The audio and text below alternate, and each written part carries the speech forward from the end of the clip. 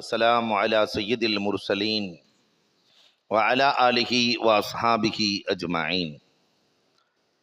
قال الله تعالى في القرآن العظيم والفرقان المجيد بعد أعوذ بالله من الشيطان الرجيم بسم الله الرحمن الرحيم قوا أنفسكم وأهليكم نارا وقال النبي صلى الله عليه وسلم أدبوا أولادكم وأحسنوا عذابكم إن أولادكم هدية عليكم أو كما قال عليه الصلاة والسلام. صدق الله مولانا العظيم وصدق رسوله النبي الكريم ونحن على ذلك من الشاهدين والشاكرين والحمد لله رب العالمين. புகழ் அனைத்தும் அல்லாஹ் ஜல்ல ஷானஹு தஆலாவிற்கே உரித்தாகுக. சாந்தியும் சமாதானமும் கண்மணி ரசூலுல்லாஹி ஸல்லல்லாஹு அலைஹி வஸல்லம் அவர்களின் மீதும் அவர்களை பின்பற்றிய உத்தம சத்திய சஹாபாக்கள், தாபிஈன்கள், தபஅத் தாபிஈன்கள், சுகதாக்கள், சாலிஹீன்கள், நாதாக்கள், நல்லவர்கள், குறிப்பாக நம் அனைவரின் மீதும் அல்லாஹுவின் சாந்தியும் சமாதானமும் என்றென்றும் நின்று நிலவட்டுமாகுக. சிறப்பான ஆன்மீக மஜ்லிஸிலே விட்டிருக்கிறோம். அல்லாஹ் ரபுல் ஆலமீன் நம்முடைய வருகையை கபூல் செய்தருள்வானாக. நம்முடைய ஷேக் ஹஸ்ரத் அவர்களுக்கு அல்லாஹ் நீண்ட ஆயுளையும் நிறைந்த வளத்தையும் நோயற்ற வாழ்வையும் குறைவற்ற செல்வத்தையும் தந்திடுவானாக. நம்மை விட்டு மறைந்த நம்முடைய ஷேகுனா ஹஸ்ரத்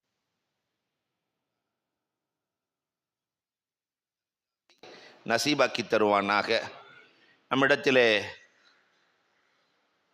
ஹலீஃபா அவர்கள் மிக அழகான செய்திகளை சொன்னார்கள்.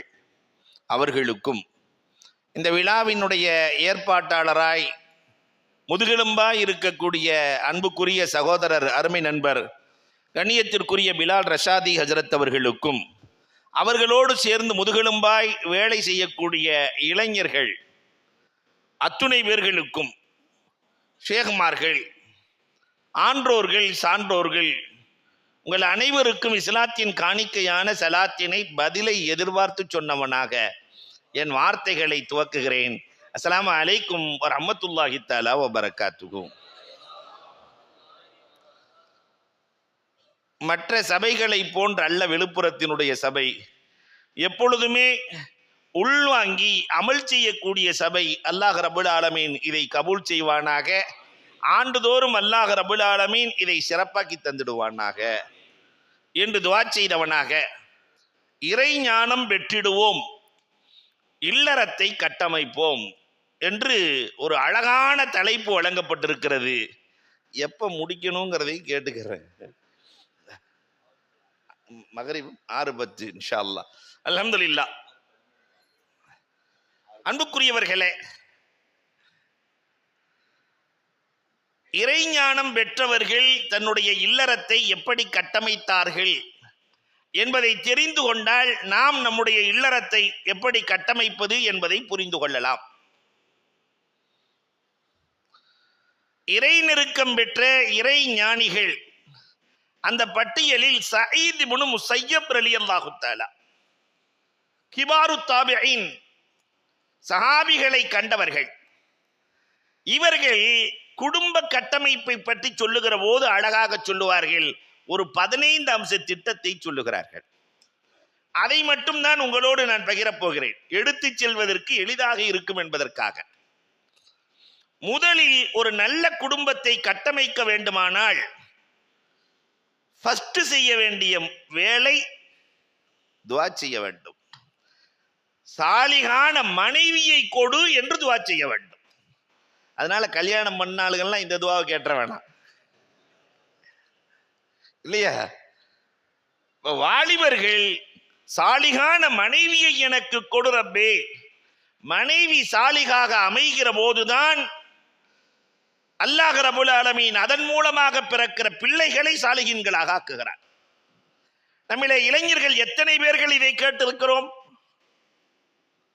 அபுல் அஸ்வத் ரஹ்மத்துல்லாஹி தஆலா அலைஹி, குர்ஆனுக்கு ஜேர் ஜபர் போட்டவர்கள் அபுல் அஸ்வத் ரஹ்மத்துல்லா. இவர்களுடைய பிள்ளையை பார்த்து சொல்லுவார்கள், 3 பேர்கள் முஃப்திகள், மார்க்க ஞானம் பெற்றவர்கள். உங்களை பெற்று வளர்ப்பதற்கு நான் பெற்ற கஷ்டத்தை விட உங்களை பெறுவதற்கு முன்னால் உங்களுக்காக கஷ்டப்பட்டேன் என்றார். சொன்ன ஒண்ணு புரியல. எல்லாரும் வளர்க்கறதுக்கு கஷ்டப்படுவாங்க, எங்களை பெறுவதற்கு முன்னால் எப்படி வாப்பா கஷ்டப்பட்டீர்கள்?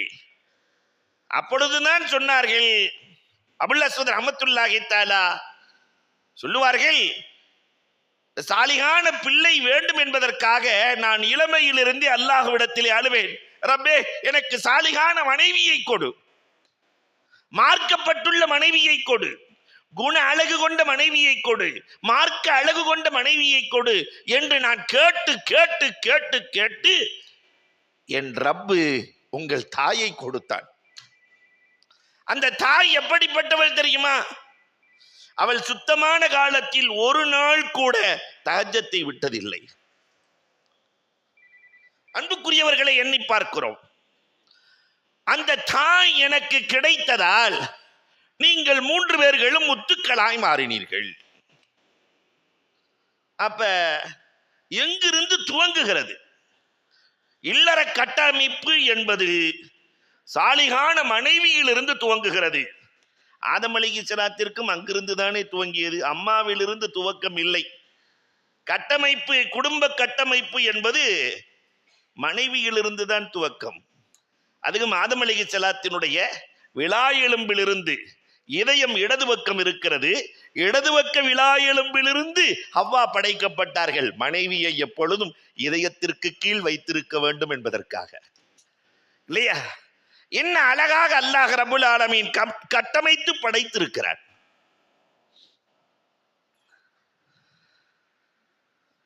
இரண்டாவது துஆ செஞ்சாச்சு. அல்லாஹ் ரப்புல் ஆலமீன் சாலிகான மனைவியை நமக்கு கொடுத்து விட்டான் என்றால் அடுத்த கட்டம் அந்த சாலிகான மனைவியோடு அன்பாய் குடும்பம் நடத்த வேண்டும். சில பேர் மிலிட்டரி மேன் மாதிரியே குடும்பம் நடத்துவான். 50 வயசுல ஒரு அம்மா 52 வயசுல தலாக் கேட்டு வந்திருக்கு. எத்தனை வயசுல? 52 வயசுல தலாக். ஏமா எத்தனை வயசுலமா அவங்களுக்கு கல்யாணம் நடந்துச்சு? எனக்கு அந்த அம்மா சொல்லுச்சு, 22 வயசுல கல்யாணம் நடந்துச்சு. சந்தோஷம். 30 வருஷம் குடும்பம் வாழ்ந்திருக்கிறீங்க, 30 வருஷ வாழ்க்கை. புள்ள இருக்கா? ஒரே ஒரு பொம்பளை புள்ள இருக்கு. கல்யாணம் முடிச்சாச்சா? அந்த பிள்ளைக்கு கல்யாணம் முடிச்சாச்சு, அந்த பிள்ளைக்கும் ஒரு புள்ள இருக்கு. புருஷன் கொடுமைக்காரனா? அதெல்லாம் இல்லை. தண்ணி அடிப்பாரா? அதெல்லாம் இல்லை. பீடி குடிப்பாரா? அதெல்லாம் இல்லை. வேற என்னம்மா பிரச்சனை? என் வீட்டுக்காரர் எப்பொழுதுமே இராணுவத்தில் இருப்பதை போன்றே இருக்கிறார். போதும், வாழ்ந்தது போதும். காலை 4 மணிக்கு எழுவார், வருகிற போதே பால் பாக்கெட்டை வாங்கி வருவார், வந்தவுடன் காஃபி போட்டு கொடுக்க வேண்டும். இது நான் 30 வருஷமா செஞ்சுக்கிட்டு இருக்கிறேன், காஃபி. அதுக்கப்புறம் கரெக்டா அந்த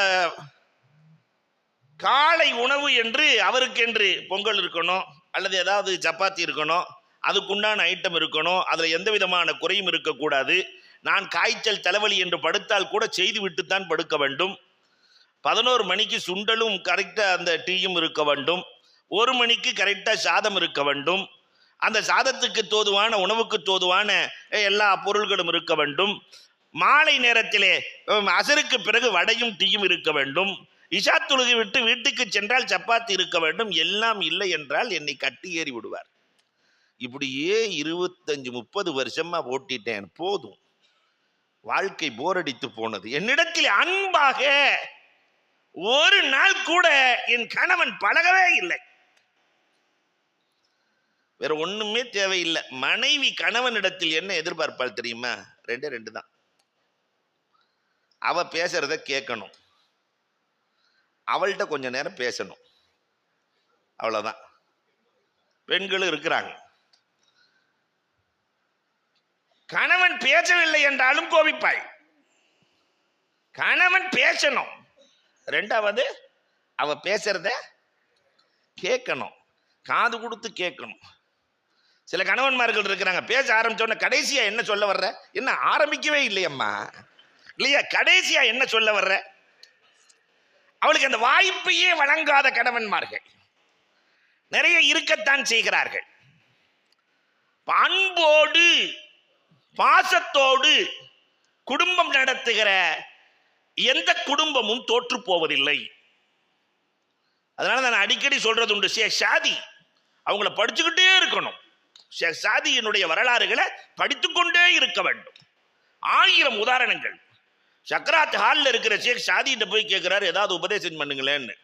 இப்போ ஷேக் சாதி சொன்னாரா மாணவருக்கு, இப்போ பொதுவாக ஷேகுமார்களுடைய எல்லா நடைமுறையும் நம்முடைய வாழ்க்கைக்கான படிப்பினை தானே. வாயை திறந்து காட்டினாரா ஷேக் சாதி, சக்கராத் ஹாலில் படுத்துக்கிட்டு வாயை திறந்து காட்டி இதை பார்த்துக்கோ நடந்துக்கோன்னாராம். போன முறியதுக்கு ஒன்றுமே புரியல. வாய்க்குள்ள என்ன இருக்கு, ஏதாவது பேச்சுனா தானே தெரியும். இல்லை வாயை பார்த்து உனக்கு புரியலையா? 20 வருஷத்துக்கு முன்னாடி இருந்த வாய்க்குள்ள இருந்த பல்லு இப்போ இருக்கா? இல்லை. பக்கத்தில் இருந்த நாக்கு இருக்கா? இருக்கு. கடினமாக இருந்த பல் காணாமல் போனது. மென்மையாக இருந்த நாவு இன்றும் இருந்து கொண்டுதான் இருக்கிறது. கடினத்தால் எதையும் செய்ய முடியாது. கடினமாக இருக்கிற பல் காணாமல் போய்விடும். மென்மையோடு நடந்து கொள், வாழ்க்கையில் எல்லா சிறப்பையும் பெற்று விடுவாய். வாழ்க்கைக்கான தேவையை ஒற்றை வரியில், இத ஷேகுமார்கள். ஒருத்தன் 100 வருஷம் படிக்க வேண்டியத நூல் இலையில் 2 வார்த்தையில் முடித்து விடுவார்கள் இல்லையா? ஆரஞ்சு மாவட்ட ஒருத்தர் வந்து கேட்கிறாரு, நம்ம பார்த்தது நான் எப்படி வாழணும்னு. எவ்வளவு பெரிய கேள்வி தெரியுமா? நான் எப்படி வாழணும்? ஆரணி பாபா ஒரே வார்த்தை சொன்னாங்க, புளியம்பழம் மாதிரி வாழ்ந்துக்கன்ட்டாங்க. புளியம்பழம் மாதிரி வாழ்ந்துக்க, ஒரே வார்த்தை. பழம் தோலில் ஒட்டாது, தோல் பழத்தில் ஒட்டாது. புளியம்பழத்தை பார்த்துருக்கீங்களா? உள்ள இருக்கக்கூடிய பழம் எதுல ஒட்டாது, ஆனா உள்ளதான் வாழுவாங்க. துன்யாவில் வாழ வேண்டும், துன்யாவோடு ஒட்டாமல் வாழ வேண்டும். என்ன அழகான உதாரணங்கள்! இதெல்லாம் உலகத்தில் ஷேகுமார்களை தவிர வேறு எங்கு கிடைக்கும்? தண்ணீரை போல் வாழ்ந்து கொள். குடும்பத்தில் வாழ்க்கையில தண்ணி மாதிரி இருக்கணும் இல்லையா? தண்ணிக்கு எவ்வளவு குணங்கள் இருக்கிறது தெரியுமா? அழகான குணங்கள். தண்ணீர், நம்ம தண்ணீரை ரொம்ப ஈஸியா நினைச்சிட்டோம். மென்மைக்கு உதாரணமே தண்ணீர் தான். இந்த மென்மையான தண்ணீர் சொரசொரப்பான பாறையில் உரசி உரசி உரசி அந்த பாறையையே வலுவழுப்பாக மாற்றி விடுகிறது இல்லையா? அதே மாதிரி தான் பெண்மை என்ற தண்ணீர். இந்த ஆண்ட பழகி பழகி பழகி கல் நெஞ்சக்காரனையும் அந்த அம்மா எப்படி மாத்திருது. அன்புக்கு சிரிக்கிறத பார்த்தா நிறைய பேர் பிவியால மாறினவங்க இருக்கிற மாதிரி தெரியுது இல்லையா?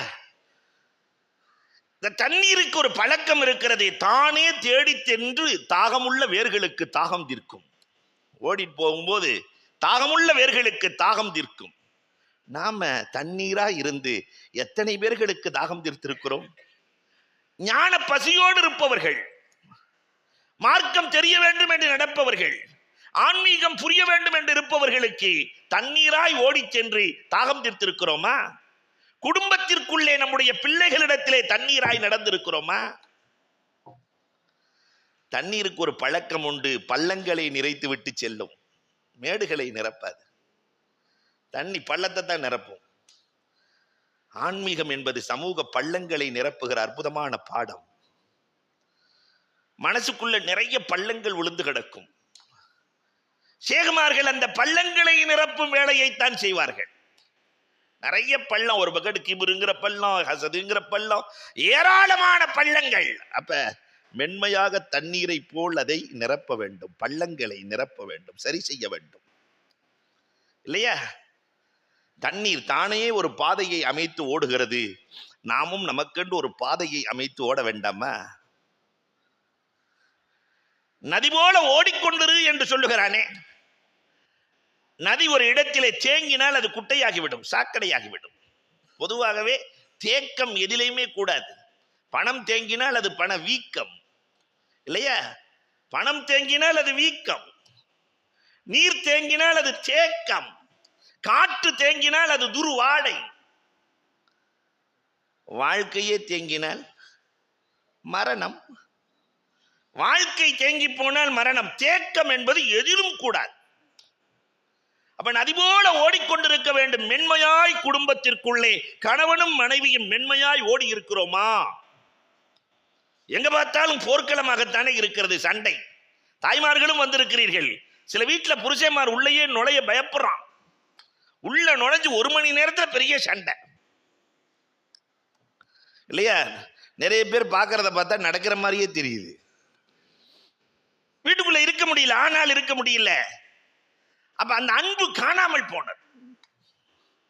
நதியின் தன்மை மனிதனுக்கு சொந்தமானது, அதுவும் சேகுமார்களுக்கு சொந்தமானது. ஞானத்தை பெற்றவர்கள் நதி மேலிருந்து கீழே விழுந்தால் அதற்கு என்ன பெயர்?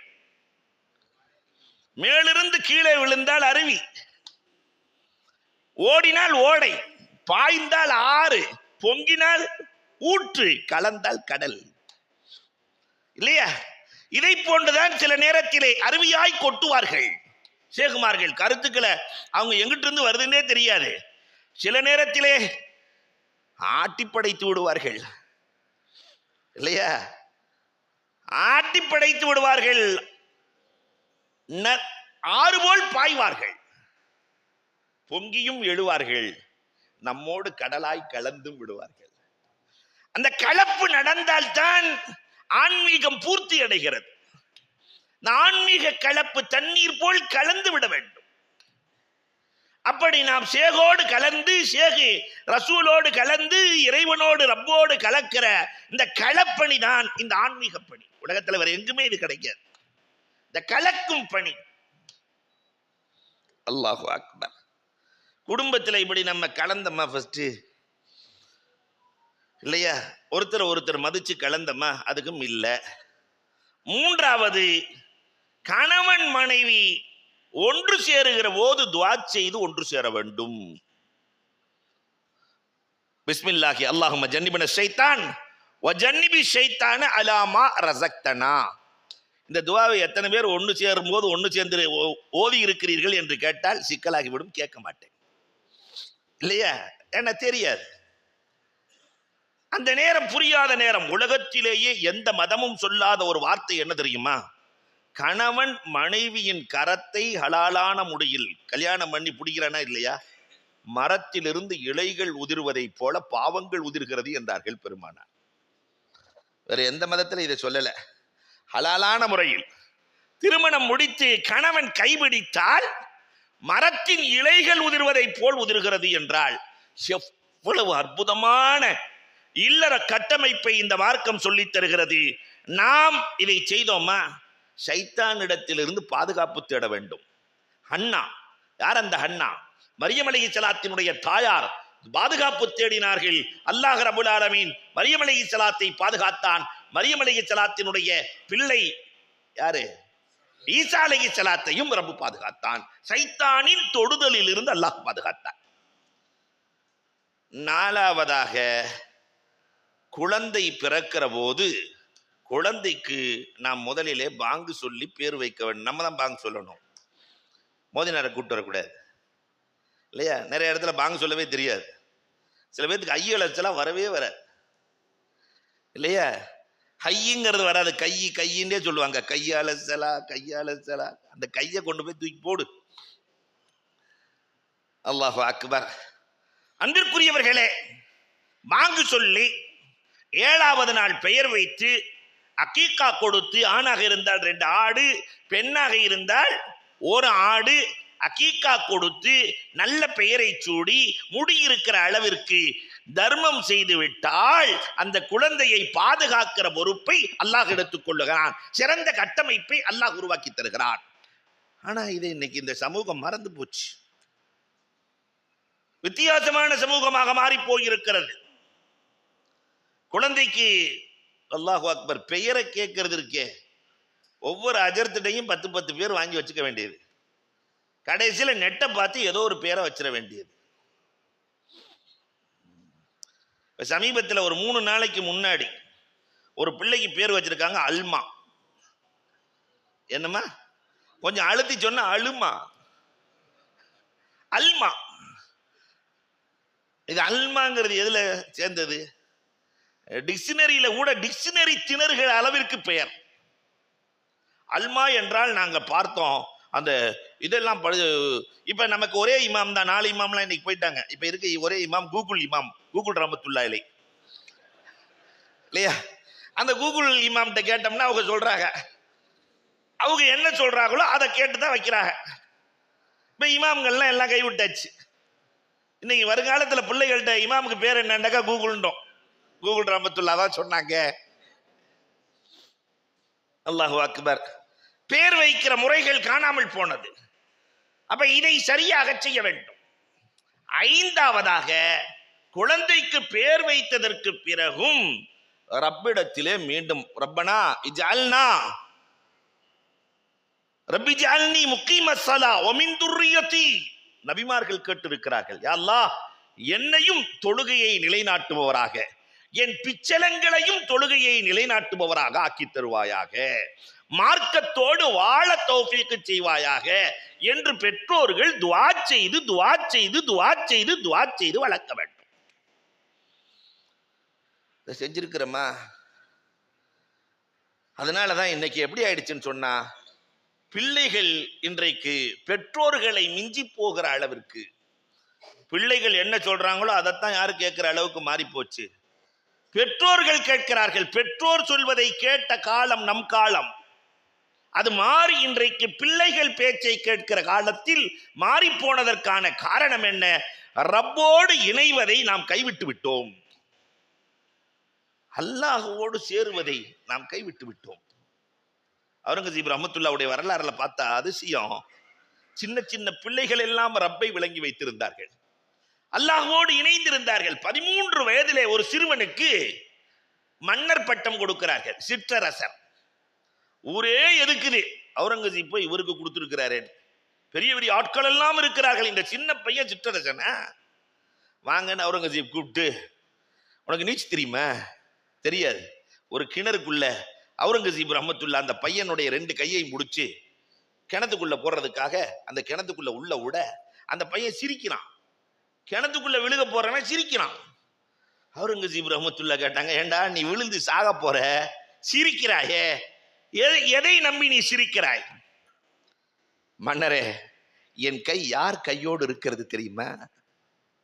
இந்த நாட்டையே காப்பாற்றுகிற மன்னரின் கையோடு என் கை இருக்கிறது. நான் ஏன் கவலைப்பட வேண்டும்? இந்த நாட்டையே காப்பாற்றுகிற மன்னன் என் மன்னன், அவன் என் கையை பிடித்திருக்கிறான், நான் ஏன் கவலைப்பட வேண்டும்? அழுதார்கள். என் கையையும் ரப்போடு சேர்த்து விட்டால் நான் ஏன் கவலைப்பட வேண்டும்? நம் கையை ரப்போடு இணைத்தோமா? ரப்பு சொன்ன வழியில் நடந்தோமா? அதற்காக துஆ செய்தோமா? நம்முடைய பிள்ளைகளுக்கு இந்த வழியை காட்டினோமா? அறவே இல்லை. அந்த வழியை காட்டுகிற வேலையைத்தான் இந்த கான்காக்கள் செய்கிறது. அல்லாஹு அக்பர். ஆறாவதாக, குழந்தைக்கு இல்லற கட்டமைப்புக்கு ரொம்ப ரொம்ப ரொம்ப ரொம்ப முக்கியம், குர்ஆனை கற்றுக் கொடுத்து விட வேண்டும். குழந்தை உருவாகும் போதே குர்ஆனை கற்றுக் கொடுத்து விட வேண்டும். சிறு வயதிலேயே 10 வயதிற்குள் குர்ஆனை முடிக்கிற பிள்ளைகள் வழி தவறுவதில்லை. நீங்க எழுதி வைக்கலாம். எந்த பிள்ளைகள் எல்லாம் இங்கேயும் நீங்க பார்க்கலாம். விழுப்புரத்துல நீங்க நோட்ஸ் எடுங்க, முழு தமிழகத்தினுடைய வரலாறையும் பாருங்கள். நான் உலகத்தை சொல்லல. 10 வயதிற்குள் எந்த பிள்ளை குர்ஆனை சரளமாக ஓதி மதரசாவின் தொடர்போடு உலமாக்களின் தொடர்போடு எந்த குழந்தைகள் வாழ்கிறார்களோ அவர்கள் வழி தவறுவதில்லை. எந்த குழந்தைகள் குர்ஆனின் தொடர்பே இல்லாமல் இருக்கிறார்களோ அவர்கள் சரியான வழிக்கு வருவதில்லை. இந்த 2 தான் விஷயம், 2 தான் இல்லையா? அன்னைக்கு கிழிஞ்ச பேண்ட்டை போட்டுக்கிட்டு இருந்தோம், கிழிஞ்ச சட்டைய, அதுதான் இன்னைக்கு கிழிச்சு போட்டுக்கிட்டு இருக்கிறோம். 2க்கு வித்தியாசம் தான். அன்னைக்கு கிழிஞ்சதை போட்டோம், நல்லா இருந்தோம். இன்னைக்கு கிழிச்சு போடுறோம், நல்லா இல்லை. அன்றைக்கு 10 வயதிற்குள் குர்ஆனை கொடுத்தார்கள், அந்த சமூகம் நன்றாக இருந்தது. இன்றைக்கு 10 வயதிற்குள் குர்ஆனை கொடுக்கவில்லை. மன வருத்தம். யார் கவலைப்பட்டார்கள்? என் பிள்ளைக்கு குர்ஆனை கொடுக்கலையேன்னு, இல்லையா? பக்தியாரை காக்கி ரஹ்மத்துல்லாஹி தஆலா அலைஹி 7 வயது இல்ல, 3 வயது. எத்தனை வயசு? 3 வயது. நான் அடிக்கடி நினைவூட்டுகிறேன். தாய்மார்கள் வந்திருக்கிறீர்கள், 3 வயசுல அலிபாத்த ஆரம்பிச்சு வைக்கணும்னு சொல்லி பக்தியாரே காக்கியினுடைய அம்மா, இன்னைக்கு வரைக்கும் அம்மா தான் சொல்லுவாங்க, பிள்ளைக்கு குர்ஆன் எடுக்கணும், அதை செய்யணும், இதை செய்யணும் அத்தாட்ட. அப்ப அம்மா அத்தாட்ட சொல்றாங்க, அஜ்மீர் நாயகம் வந்திருக்கிறாங்க, வீட்டுக்கு கூட்டிட்டு வாங்க. டெல்லிக்கு வந்திருக்கிறாங்க, வீட்டுக்கு கூட்டு வாங்க. தேன் தொட்டு வச்சு பிஸ்மில்லா சொல்லி ஆரம்பிச்சு வைக்கணும். கூட்டு வந்தாச்சு. ஒரு 10-20 பேத்தோட வர்றாங்க. தேன் தொட்டு வச்சு பிஸ்மில்லா சொல்லி ஆரம்பிச்சு வச்சா, அலிஃப் என்று சொன்னால் பக்தியாரை காக்கி சூரத்துல் ஃபாத்திஹாவை ஓதி விடுகிறார்கள். 3 வயசுல அல்ஹம்துலில்லாஹி ரப்பில் ஆலமீன் அவர் வாட்டுக்கு ஓதுறாரு. சரி, அம்மா சொல்லி கொடுத்துருக்கோம், அதனால ஓதுறாங்க என்று பார்த்தா, வேற ஏதாவது தெரியுமா வாப்பா? குல்குவல்லா தெரியும்னு நினைச்சுக்கிட்டு இவங்க கேட்கறாங்க, வேற ஏதாவது தெரியுமா வாப்பா? குல்குவல்லா ஏதாவது மனப்பாடம் பண்ணிருக்கலாம். சூரத்துல் பக்கரா ஓதட்டுமான்னாரு. சூரத்துல் பக்கரா எத்தனை ஜுஸு? எவ்வளவு? 2.5 ஜுஸு, கொஞ்சம் தான் கம்மி. ஒரு பிழை இல்லாமல் ஓதுகிறார். நெற்றியிலே முத்தமிட்டு, தம்பி 3 வயசுல வேற ஏதாவது உனக்கு தெரியுமா? ஆலை இம்ரான் ஓதட்டுமா? நிசா ஓதட்டுமா? மாயிதா ஓதட்டுமா? 18 ஜுஸுக்கள். 18 ஜுஸுக்கள். அல்லாஹு அக்பர். ஷேக் வர்றாங்க.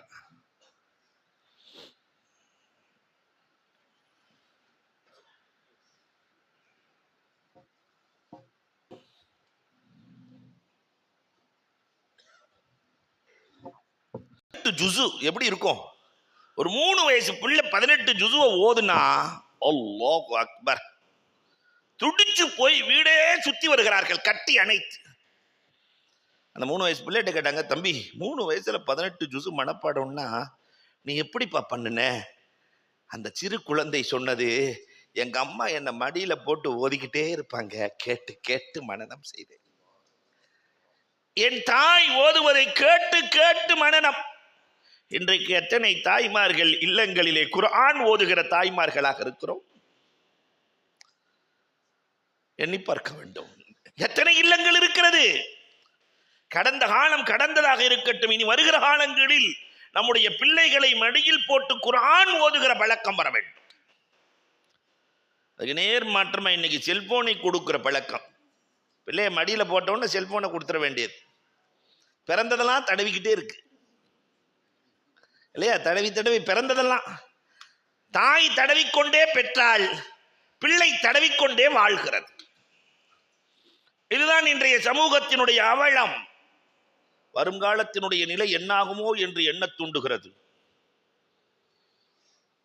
6வது, அன்புக்குரியவர்களே, எப்படி நம்ம குர்ஆனை கொடுத்தோமோ, 7வதாக அந்த சின்ன குழந்தைகளுக்கு அவ்வப்போது உபதேசங்கள்.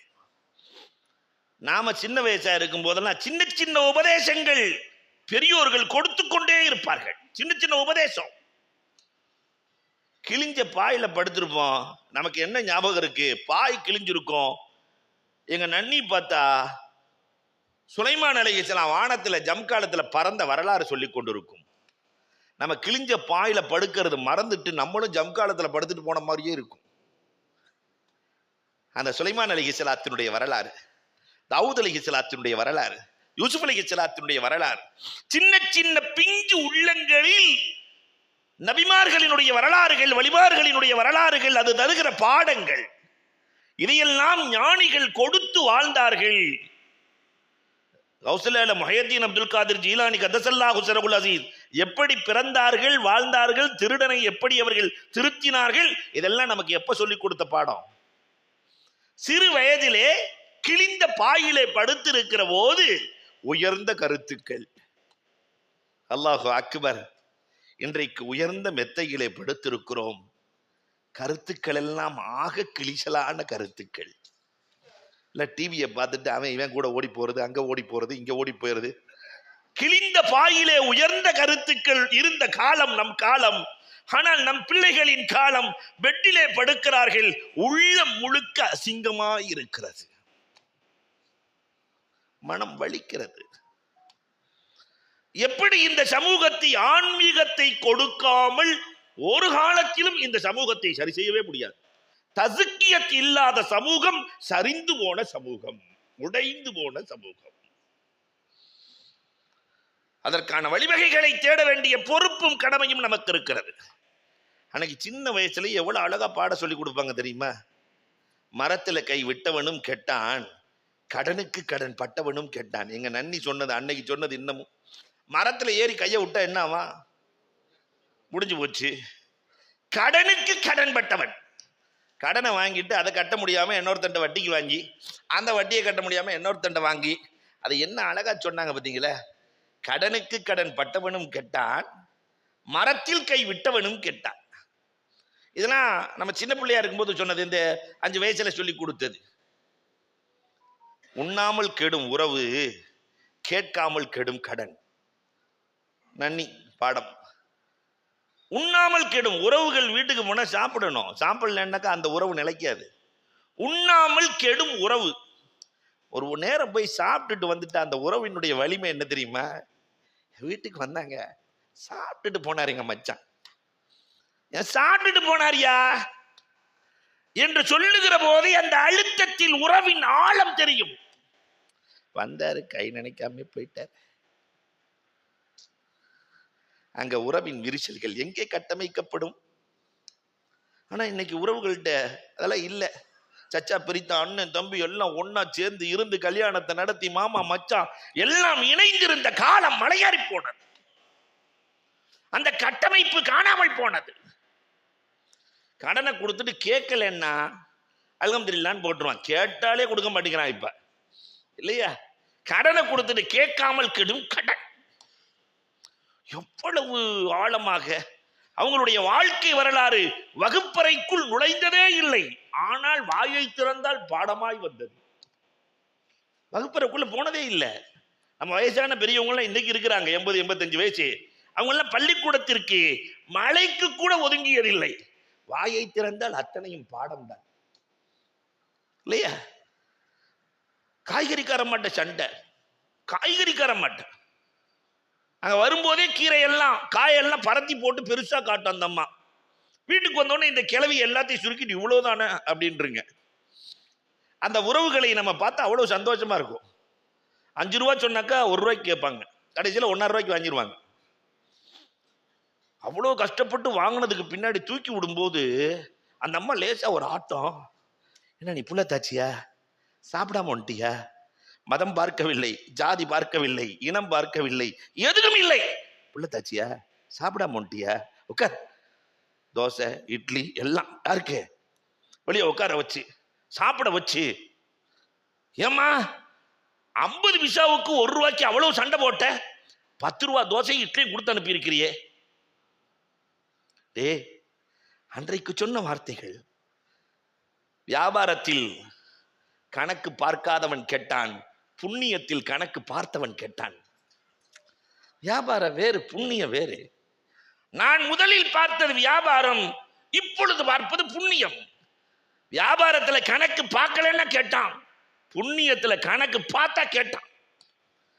என்ன வார்த்தைகள்! இந்த ஞான கருத்துக்கள் இதெல்லாம் எங்க இருந்து கிடைச்சு தெரியுமா? கொஞ்சம் யோசிச்சு பார்த்தா எல்லாம் ஷேகுமார்களின் வாய்வரி கருத்துக்கள் தான். அவங்களுக்கு வேற எதுவும் பள்ளிக்கூடம்லாம் இல்லை. ஷேகுமார்கள், இறைநேசர்கள், வழிமார்கள் சொன்ன சொல்லின் கருத்துக்கள் அவர்களின் வாழ்க்கையில் பதிந்தது, வரலாறாய் மாறியது. தொட்ட எல்லாம் உபதேசங்கள் தான். ஆனா இன்னைக்கு நம்முடைய பிள்ளைகளுக்கு உபதேசமே இல்லாத பிள்ளைகள். இதை கேட்டு போய் அஜரத்து உபதேசம் செய்ய சொல்லி இருக்காருன்னு போய் பசங்களை எல்லாம் உட்கார்றா அப்படின்னு உபதேசம் செய்ய ஆரம்பிச்சிங்கன்னு வச்சுக்கோங்க. நேற்று வரைக்கும் வாப்பா நல்லா தானே இருந்தாரு, இன்னைக்கு என்ன ஆச்சு என்று கேட்கிற சூழலில் இன்றைக்கு உலகம் மாறி போயிருக்கிறது. அப்ப உபதேசம் செய்ய வேண்டும். 8ஆவதாக குடும்ப கட்டமைப்புக்கு மிக முக்கியம், பிள்ளைகளை ஒரு பிள்ளைக்கு முன்னால் இழிவுபடுத்தி பேசிவிடக்கூடாது. சயீத் இப்னு முஸய்யிப் ரஹ்மத்துல்லாஹி அழகாக எழுதுகிறார்கள். 2 புள்ள 3 புள்ள 4 புள்ள இருக்கா, ஒருவரை ஏளனமாக ஆக்கி இன்னொருவரை தூக்கும் வேலையை பெற்றோர் செய்யக்கூடாது. இது குழந்தைகளுக்கு மத்தியில் பாகுபாட்டை உருவாக்கிவிடும். ஹசன் ஹுசைன் ரலியல்லாஹு 2 பேர் சண்டை போட்டுட்டு இருக்கிறாங்க. ஹசன் ஹுசைன் ரலியல்லாஹு தஆலா, ஃபாத்திமா ரலியல்லாஹு தஆலா வர்றாங்க. 2 பேரும் சொல்றாங்க, என்ன இவர் அடிச்சிட்டாரு, என்ன அவர் அடிச்சிட்டாருன்னு. உட்கார்ந்து 2 பேர்த்தையும் 2 மடியில உட்கார வச்சுக்கிட்டு ஃபாத்திமா ரலியல்லாஹு அழுதார்களாம். தாய் அழுதார்கள். ஏம்மா அழுகுறீங்க? 2 பேரும் சண்டை போட்டதை மறந்துட்டாங்க. ஏம்மா அழுகுறீங்க? அல்லாஹு அக்பர். அப்ப அந்த தாய் சொன்னார்கள், நாளைக்கு அல்லாஹ் மறுமையில சொர்க்கத்து தலைவி ஃபாத்திமா உனக்கு குழந்தை வளர்க்க தெரியலையே நல்லா கேட்டா நான் என்ன பதில் சொல்ல? 2 பேரும் சண்டை போடுற அளவுக்கா நீ குழந்தை வளர்த்த? விட்டு கொடுக்கிற மனப்பான்மை உன் பிள்ளைகளிடத்தில் இல்லையே என்று என்னை ரப்பு கேட்டால் நான் என்ன பதில் சொல்லுவது என்று தெரியாமல் அழுகிறேன். அன்னைக்கு விட்டாங்க சண்டைய. அந்த தாய் ஆரம்பத்திலேயே ஒரு தவறு நடக்க போகிறது என்றால் அந்த தவறை தடுக்கிற முறை, யாரின் மனதும் வலிக்காமல் 2 பேரையும் சரிசமமாக பார்க்கிற முறை குடும்பத்திற்குள் நடக்க வேண்டும். இன்னைக்கு அது நடந்திருக்கா? அன்புக்குரியவர்களை எண்ணி பார்க்க வேண்டும். 9வதாக, குடும்பத்திற்குள் பேசுகிற போது அன்போடு பேச வேண்டும். அன்பால் தான் குடும்பத்தில் சாதிக்க முடியுமே தவிர, நிறைய பேர் வீட்டில் ஆம்பளைகள்லாம் ஒன்று போலீஸ்காரன் மாதிரியே இருப்பான். உள்ள போன உடனேயுமே எஃப்ஐஆர் போட்டுக்கிட்டே இருப்பான். வா, நீ இதை செஞ்சது தப்பு, நீ அதை செஞ்சது தப்பு, நீ இப்படி செஞ்சது தப்பு, இனிமேல் இது செய்யக்கூடாது, இது செஞ்சேன்னா உனக்கு 10 நாள் சாப்பாடு தர மாட்டேன். போலீஸ்காரன் மாதிரியே. சில பேர் வீட்டுக்குள்ள நுழைஞ்ச வக்கீல் மாதிரியே இருப்பான் இல்லையா? கேஸை ஃபைல் பண்ணிக்கிட்டே இருப்பான். வேற அன்னைக்கு அதை செஞ்ச அம்மா வேற, இப்படியே போயிட்டே இருக்கும். சில பேர் மிலிட்ரி மேன் மாதிரியே இருப்பான். சில பேர் வாத்தியார் மாதிரியே இருப்பான். பெஞ்சி மேலே ஏறு, தோப்பு கண்ணம் போடு. ஒருத்தனும் வீட்டுக்குள்ள நுழையும் போது தகப்பனா இருக்கிறதே இல்லை. சராசரி தகப்பனாய் ரசூலுல்லாஹி ஸல்லல்லாஹு அலைஹி வஸல்லம் உள்ளே நுழைந்து அன்பையாய் பிள்ளைகளோடு விளையாடியதை போன்று, தன் பிள்ளைகளை தோளில் வைத்து கொஞ்சியதை போன்று, தன் பிள்ளைகளுக்கு அன்பாய் பாடம் சொல்லிக் கொடுத்த நிலைப்பாடுகள் இன்றைக்கு நம் வீட்டில் வந்ததா? எண்ணி பார்க்கிறோம். அல்யனுல் கலாம், இந்த பேச்சிலே லையின் இருக்கும். என்ன சொல்ல மாட்டாங்களா ரசூலுல்லாஹ்? நமக்கு வேற ஏதாவது சொல்ல மாட்டாங்களா? அந்த பிள்ளைகள் ஆர்வத்தோடு ஆரவாரத்தோடு இருப்பார்கள். நம்ம வீட்டுல கதை சொல்லி பழகிட்டோம்னா அந்த புள்ள கரெக்டா வந்து படுத்துக்கும் கையில. சொல்ல மாட்டீங்களா? இன்னைக்கு என்ன சொல்லுங்க பார்க்கலாம். அந்த ஆசையும் அன்பும் பெற்றோரின் மீது, தாய் தகப்பனின் மீது உருவாக்க வேண்டிய வேலையை செய்தோமா? 10வதாக, அல் யாத்திதாலு பைன நிசாஇ வர் ரிஜால், ஆண் பெண் பாகுபாடு குடும்பத்தில் கூடாது. இந்த கட்டமைப்பு சரியா உருவாகணும்னா ஆண் பெண் பாகுபாடு கூடாது குடும்பத்துக்குள்ள. ஆனா மகளுக்கும் மகனுக்கும் பாகுபாடு இல்லாமல் நாம் செய்திருக்கிறோமா? யோசிச்சு பாருங்க. இன்னைக்கு கூட ஒரு பஞ்சாயத்து வந்துச்சு. பொம்பளை பிள்ளைக்கு நகை போட்டு கொடுத்தா செஞ்சிருத்து, அவங்களுக்கெல்லாம் சொத்து கொடுக்க முடியாது, ஆம்பளை பசங்க தான். நவுது பில்லா. இது சரியத்துக்கு மாற்றமாக நீங்க நபி ஆயிட்டீங்களான்னு கேட்டேன் அந்த அவர்கிட்ட, கேட்டவர்கிட்ட. எப்ப நீங்க ரசூலுல்லாஹ் நீங்க எப்ப நபியா? நீங்க நம்ம சட்டங்களை நாம எடுத்துக்கொள்வதாக இருந்தால் நபியாக இருந்தால் தான் முடியும் இல்லையா? ஆளுக்கு ஆளு சட்டங்களை கையில் எடுக்கிற அவலம் நம் சமூகத்தில் இருக்கிறது. ஆம்பளை புள்ள பிறந்துச்சுன்னு சொன்னா நம்ம பார்த்த உடனேயுமே தெரிஞ்சுக்கும் புள்ள ஆம்பளை பிள்ளையான்னு. வரும்போதே 5 ஸ்டார் சாக்லேட் பறக்கும் இல்லையா? அப்படின்னாவே சரி ஆம்பளை புள்ள பிறந்திருக்கு. பொம்பளை புள்ள பிறந்துச்சுன்னு சொன்னா கபூர்ல இருந்து அப்பதான் எந்திரிச்சு ஒரு மாதிரியே எந்திரிச்சு வருவான். அப்பதான் எந்திரிச்சால் மாதிரி எந்திரிச்சு உடம்புல பல்ஸே இல்லாம அப்படியே மெதுவா நடந்து வருவார். என்ன குழந்தை பிறந்த அதுல கூட சவுண்ட் இருக்காது. அல்லாவே பெண் பிள்ளை என்றால் புஷ்ரா என்கிறான், சுபச்செய்தி என்கிறான். உனக்கு ஏன் வலிக்கிறது? நாம் பெற்றோர் தான். தமிழ்ல அழகா பேர் வச்சிருக்கிறான், பெற்றோர். அல்லாஹ் கொடுத்திருக்கிறான், நம்ம வாங்கி இருக்கிறோம். பெற்றோர் நீ உருவாக்கல.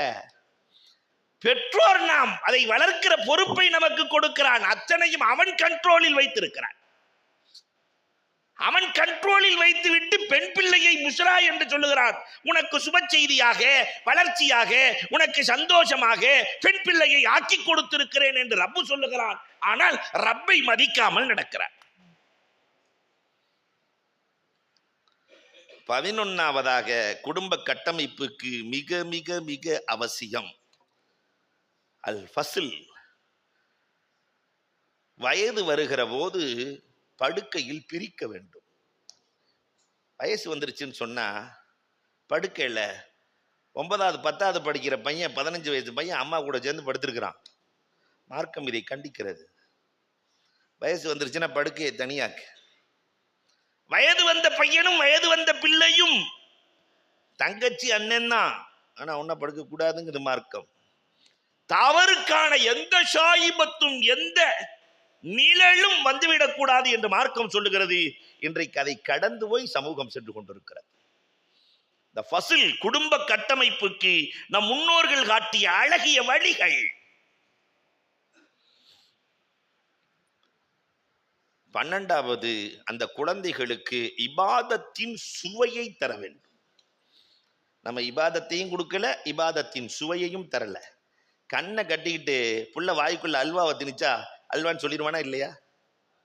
மைசூர் பாக்கு கொடுத்தா மைசூர் பாக்குன்னு சொல்லிடுவானா இல்லையா? இபாதத்தின் சுவையை சொல்லிக் கொடுத்தோமா? தொழ வேண்டும் என்பதை சொல்லிக் கொடுத்தோமா? ரப்பிடத்திலே கேட்டு பெற வேண்டும் என்பதை நம்முடைய பிள்ளைகளுக்கு இபாதத்தின் அலாவத்தை இதை செய்து காட்டியவர்கள் தான் அபூ ஹுரைரா ரலியல்லாஹு தஆலா. அபூ ஹுரைரா ரலியல்லாஹு தஆலாவினுடைய வீடு எப்படி இருக்கும்னு சொன்னா, அதே ஒரு கான்கானா, இபாதத் கானா.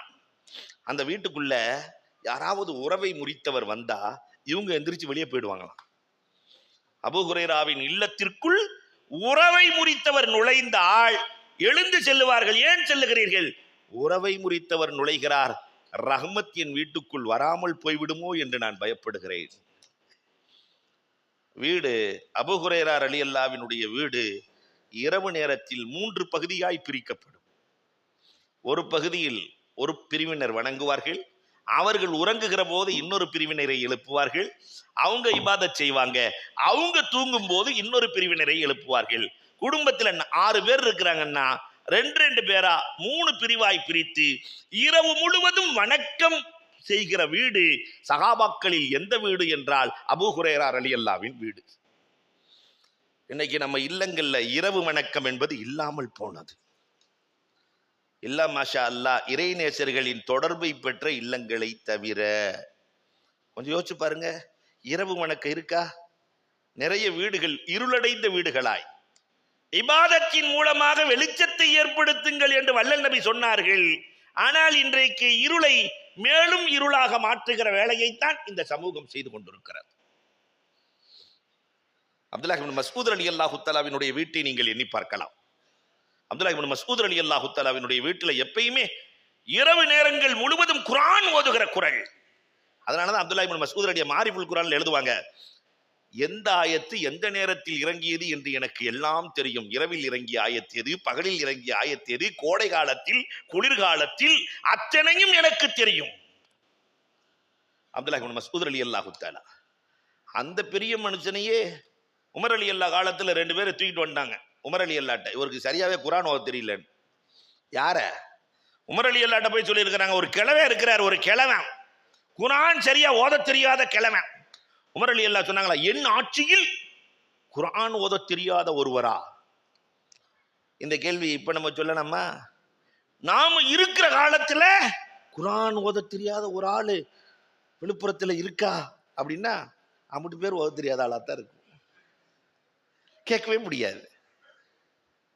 அப்ப எல்லோரும் ஓத தெரிந்தவர்களாக இருந்தார்கள்.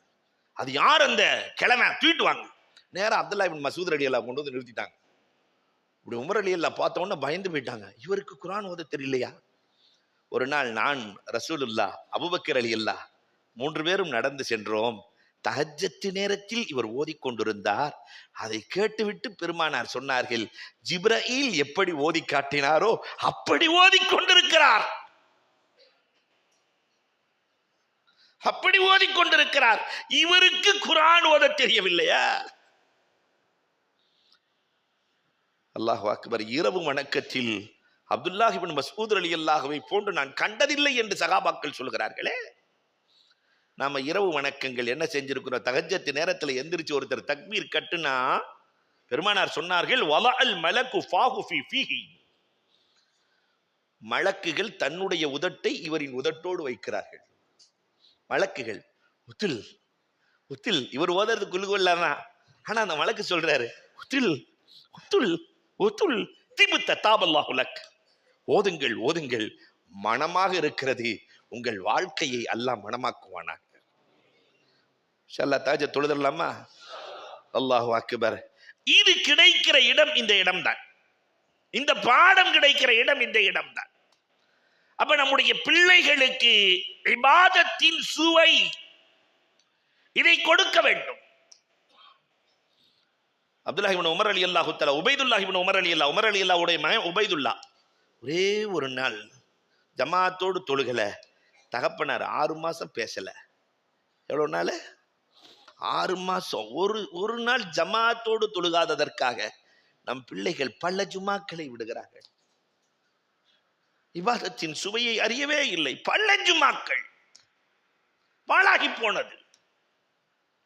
ஆனால் அந்த கவலையே இல்லையே. இபாதத்தின் சுவையை கொடுக்க வேண்டும். 13வதாக இஸ்திதான், அனுமதியை பெற்று உள்ளே வர வேண்டும். பெண்களுக்கு என்ன வேணும்? பெண்கள் ஆண்கள் யாரா இருந்தாலும் அறைக்குள் வருகிற போது அனுமதியை பெற்று வர வேண்டும். உலகத்தில் வேற எந்த மார்க்கமும் சொல்லாத அழகான நியதியை சொல்லித் தருகிறது. அனுமதியோடு நீங்கள் வாருங்கள், சலான் சொல்லி வாருங்கள். 14வது பிள்ளைகளுக்கு அஹ்லாக்குகளை கற்றுத்தர வேண்டும். இன்னைக்கு அஹ்லாக் இல்லவே இல்லை. சலாம் சொல்லுகிற பழக்கத்தை எத்தனை பேர் கற்றுக் கொடுத்திருக்கிறோம்? பிஎஸ்பி ஹஜரத் அடிக்கடி சொல்றது உண்டு. நாங்கள் பாக்கியாத்திலிருந்து ஊருக்கு கிளம்புனோம்னா பிஎஸ்பி ஹஜரத் சொல்லுவாங்க, எங்கள் உஸ்தாத் அல்லாஹ் அவருடைய கபரை சொர்க்கத்தின் பூங்காவனமாக ஆக்குவானாக. அவங்க சொல்லுவாங்க, உங்கள் மாமாவுக்கு சலான் சொல்லிடுங்க, உங்கள் அத்தாவுக்கு சலான் சொல்லிடுங்க, உங்கள் பெரியத்தாவுக்கு சலான் சொல்லிடுங்க. இவங்களெல்லாம் பார்த்துருக்கீங்களா ஹஜரத்? யாரையுமே பார்த்ததில்லப்பா. அப்ப சொல்றீங்க, என் சலாம் உன்னை சலாமத்தாக கொண்டு போய் சேர்க்கும். என்ன வார்த்தை! மதீனாவிற்கு செல்லுகிற போது சலாம் சொல்லி அனுப்புகிறோமே, இந்த சலாம் சலாமத்தாக கொண்டு போய் சேர்க்குமே. ஒரு சலாமுக்கு எவ்வளவு பவர் இல்லையா? இன்னைக்கு வீட்டுக்குள்ள போய் நுழைஞ்சோம்னா பிள்ளைங்க சலான் சொல்ற பழக்கம்லாம் இல்லை. ஆனாலுக்கு செல்போனை வச்சுட்டு உட்காந்துருக்கு. 4 பேர் இருக்கானா 4 பேர் இப்படி பார்த்துக்கிட்டு இருக்கிறான். ஒருத்தனும் நம்மளை பார்க்குற மாதிரி இல்லை இல்லையா? அகலாக்குகள் குறைந்து போனது. நேரா டிவி பார்த்துக்கிட்டு இருக்கிறான், ஒரு மாதிரியான காட்சியை பார்த்துக்கிட்டு இருக்கிறான். நம்ம போன உடனே ஆஃப் பண்ணிட்டான். அன்னைக்காரன் வந்தான், ஏன்டா ஆஃப் பண்ண? எனக்கு அஜர்த்து கெட்டு போயிடக்கூடாதுன்னு நான் ஆஃப் பண்ணிட்டேன். அஜர்த்து கெட்டு போயிடக்கூடாதுன்னு நினைக்கிறான். எவ்வளவு தெளிவா இருக்கான் பாருங்க. அல்லாஹு அக்பர். சமூகத்தினுடைய நிலைப்பாடு. பார்க்கக்கூடாத காட்சி, பையன் பாத்திரக்கூடாதுன்னு அம்புடு குடும்பமே உட்காந்து பார்க்குது. பையன் பாத்திரக்கூடாதுன்னு போய் தண்ணி எடுத்துட்டு வாடா. அடுத்த நாள் அதே மாதிரி ஒரு காட்சி வந்தோன்னு அவனே கேட்கறான், அப்பா தண்ணி எடுத்துட்டு வரட்டுமா? விளங்குமா அந்த குடும்பம்? அகலாக்குகள் இன்றைக்கு ரொம்ப மோசத்தில் இருக்கிறது. அகலாக்குகளை உருவாக்க வேண்டும். நிறைவாக அந்த குழந்தைகளுக்கு சமூக அக்கறையை சொல்லிக் கொடுக்க வேண்டும். நீ மட்டும் நல்லா இருந்தா பத்தாதுடா, கூட இருக்கிற எல்லாரும் நல்லா இருக்கணும். சமூகம் குறித்த கருத்துக்களை கொடுத்தாக வேண்டும். இன்னைக்கு அது குறைஞ்சு போச்சு. நம்ம சின்ன பிள்ளையா இருக்கும்போது ஒரு பொருளை கொடுத்து எல்லாம் பகிர்ந்து சாப்பிடுங்கப்பா இப்படின்னு சொன்னோம். இன்னைக்கு அப்படிலாம் இல்லை. டே வெளியே கொண்டு போகாதரா, புடுங்கி தின்றுவானுங்கடா. வெளியே கொண்டு போகாதரா, புடுங்கி தின்றுவானுங்கடா. நீயா தின்ட்டு, நீயா சாப்பிட்டுட்டு, நீயா படுத்துக்கடா சொல்றமா இல்லையா? இப்ப சமூகத்தை குறித்த அக்கறை எங்கே வரப்போகிறது? யார் எக்கேடு கெட்டு போனால் நமக்கு என்ன என்ற நிலையில் இன்றைக்கு சமூகம் செல்கிறது. அல்லாஹு அக்பர். நான் நரகம் சென்றாலும் பரவாயில்லை, என் உம்மத்து சொர்க்கம் செல்ல வேண்டும், பெருமானாரின் உம்மத்து சொர்க்கம் செல்ல வேண்டும் என்று நினைத்த அஜ்மீர் ஹாஜா மொயினுத்தீன் ஜிஸ்தி ரஹ்மத்துல்லாஹி தஆலா அந்த ஷேகின் வழியாகத்தானே இத்தனை கோடி பேர்களுக்கு ஹிதாயத் இல்லையா? சமூகத்தின் மீது அக்கறை. தொண்டியிலிருந்து ஏன் இங்க வரணும்? புதுப்பட்டினத்திலிருந்து ஏன் இவ்வளவு கஷ்டம்? எதுக்கு? எல்லோரும் சொர்க்கவாசியாக, எல்லோருடைய உள்ளத்திலும் ரப்பை வைக்க வேண்டிய வேலையை அல்லாஹ் ரப்புல் ஆலமீன் இதை கபூல் செய்து அருள் புரிவானாக. நம்முடைய சேவையை கபூல் செய்வானாக. ஞானம் நிறைந்த கட்டமைப்பை பெற்ற குடும்பமாக நம்முடைய குடும்பத்தை அல்லாஹ் ஆக்குவானாக. வாஹிரு தஅவானா அல்ஹம்துலில்லாஹி ரப்பில் ஆலமீன்.